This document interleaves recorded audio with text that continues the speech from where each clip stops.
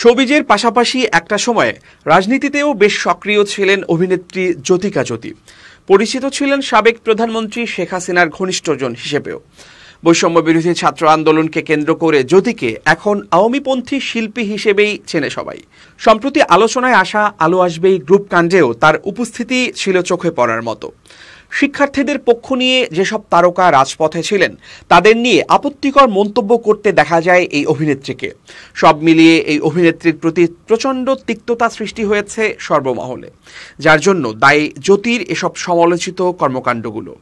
গত 5 আগস্ট শেখ হাসিনার পতনের পর প্রথমবারের মতো শিল্পকলা একাডেমিতে পা ফেলেন জ্যোতিকা জ্যোতি।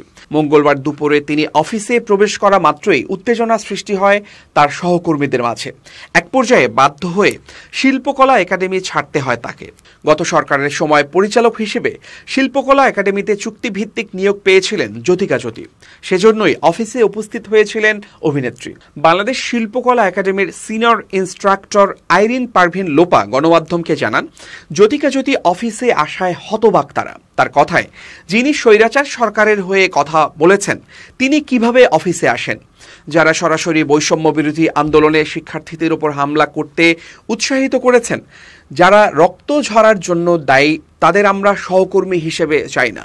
এই কর্মকর্তা জানান, জ্যোতি মঙ্গলবার দুপুর 12টার দিকে অফিসে প্রবেশ করেন। এক পর্যায়ে জ্যোতিকে দেখে শিল্পকলার বিভিন্ন বিভাগের কর্মকর্তারা জড়ো হতে থাকেন। এরপর জ্যোতিকে দেখে দরজা বন্ধ করে দেন।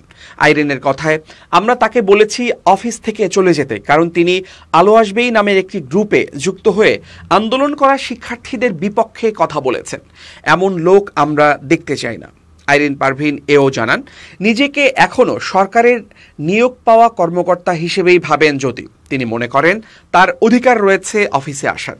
এদিকে সামাজিক মাধ্যমে ছড়িয়ে পড়া একটি ভিডিওতে দেখা যায় শিল্পকলা একাডেমি প্রাঙ্গণের এক কর্মকর্তার কক্ষে গা ঢাকা দিয়ে আছেন জ্যোতিকা জ্যোতি। তার কয়েক সহকর্মী বাইরের অবস্থা পর্যবেক্ষণ করছিলেন।